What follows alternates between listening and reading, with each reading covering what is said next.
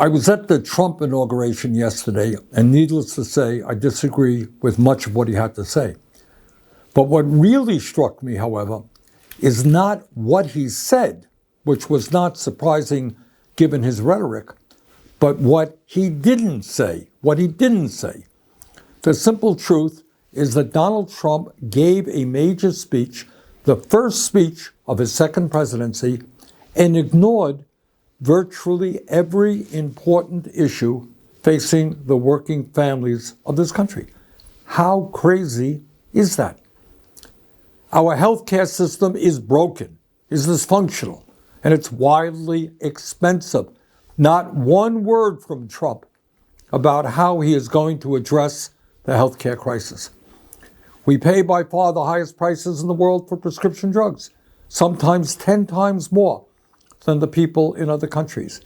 And 1 out of 4 Americans are unable to afford the prescriptions that their doctors prescribe. Not one word in his speech on the high cost of prescription drugs. We have 800,000 Americans who are homeless, and millions of people spending 50 or 60% of their limited income on housing. We have a major housing crisis in America. Everybody knows it. And Trump, in his inaugural address, did not devote one word to it. Today in America, we have more income and wealth inequality than we have ever had.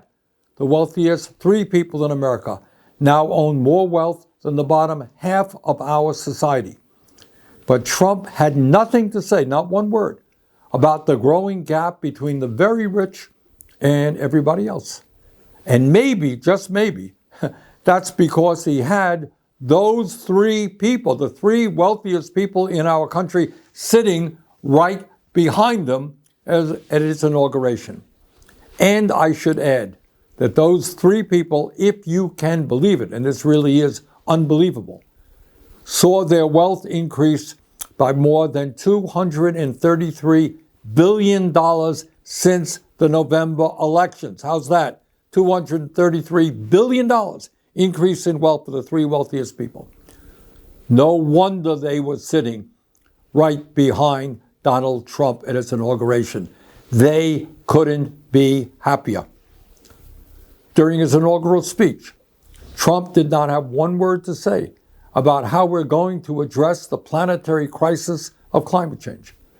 The last 10 years have been the warmest years ever recorded, and extreme weather disturbances and natural disasters are taking place all over the world, from Los Angeles to India, across Europe to North Carolina.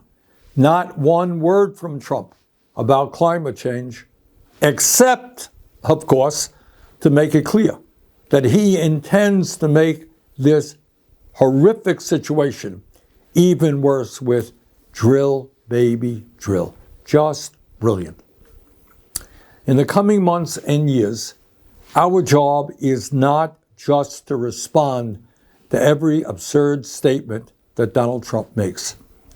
Our job is to stay focused on the issues that are of importance to the working families of our country, and in fact are widely supported by the American people. Let me just mention a few of them.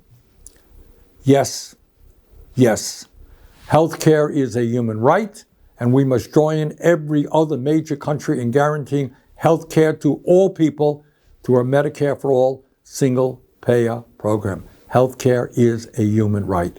Yes, we must take on the greed of Big Pharma and substantially lower the cost of prescription drugs in this country. Yes, we must build millions of units of affordable housing and low-income housing.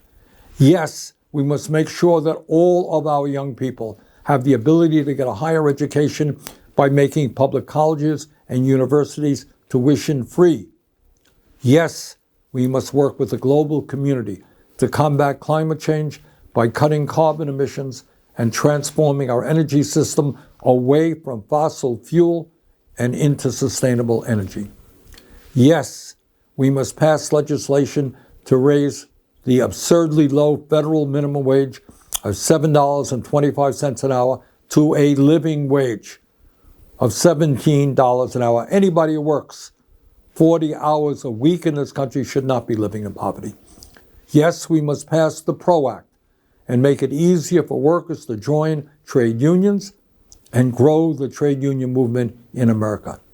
Yes, in order to help fund the needs of working families in this country, we must demand that the wealthiest people in this country, including those individuals sitting right beside Donald Trump at his inaugural, start paying their fair share of taxes. Yes, we must end a corrupt campaign finance system which allows a handful of billionaires to buy elections and move us rapidly into an oligarchic form of society. Bottom line, as we enter the new Trump presidency, we have got to remain focused. We cannot panic.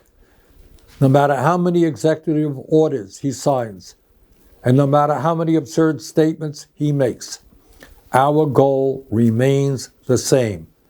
We have got to educate, we have got to organize, we have got to put pressure on Congress to do the right things.